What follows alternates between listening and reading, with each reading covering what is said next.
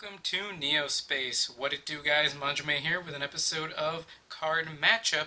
In this series, we'll be comparing anime versions of cards to their real-life counterparts. This week's episode is Slifer the Sky Dragon. Right out the gate, the physical cards differ in subtle and more clear ways. Let's go over these subtle ways first.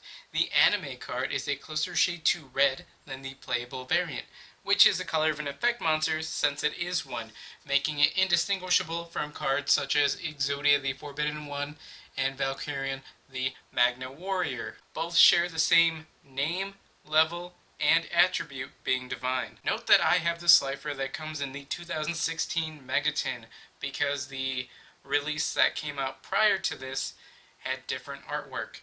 The pictures are largely the same, however the playable variant is darker in the background than the anime counterpart, which is a little lighter and you can see the background a little more clearly. Next, we'll hit the more noticeable differences. The anime card has flavor text like a normal monster, such as the Dark Magician, would have rather than an explanation of the effect and being stated as an effect monster like the playable variant. The attack and defense of the anime card states X000 rather than a question mark, a small difference, but the question mark makes it more like other monsters that do actually have that as their value. Very notably, at the bottom of the anime card, it states, "This card cannot be used in a duel," and this is due to the fact that the effect is not stated, and it would be unfair to assume that your opponent would know its effects or to make sure that the player isn't making up any effects, since Egyptian god cards can get pretty riddled with text and effects and things that do and do not work with them.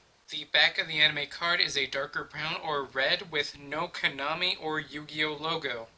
The back of the playable card is indistinguishable from any other card, making it playable.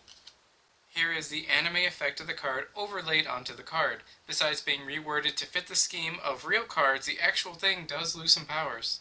While wording tends to differ, I've compiled the similarities and differences of these two cards. Similarities: requires 3 tributes to summon. Cannot be set.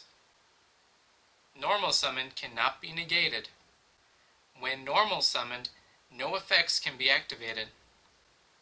Attack and defense is 1,000 times the number of cards in a hand, going up to 6,000 attack and defense in a normal standard hand of 6 cards. When an opponent's monster is summoned, decrease its attack by 2,000 points, and if it goes down to 0 by this effect, destroy it. Differences: anime. While on the field, control cannot switch and is unaffected by traps and effect monsters other than Obelisk and Ra. Anime. The effect of Obelisk only affects this card for 1 turn. Anime. Spell cards only affect this card for 1 turn. Playable. Sent to the graveyard, the end phase of a special summon. This harkens back to its anime effect of being affected by spell cards for 1 turn, wherein Yugi would use Monster Reborn to special summon it for 1 turn. Anime. Cannot be removed from the field by the effects of spell cards. Anime. The 2,000 point decreasing effect applies to defense if the monster is summoned in defense mode, while in the anime you can in fact summon a monster in defense mode. You do not have to set it face down. That's all for Slifer. If you guys have any suggestions for cards you want me to do in the future, feel free to contact me in any way. And that's all for now, guys, so Manjoume out.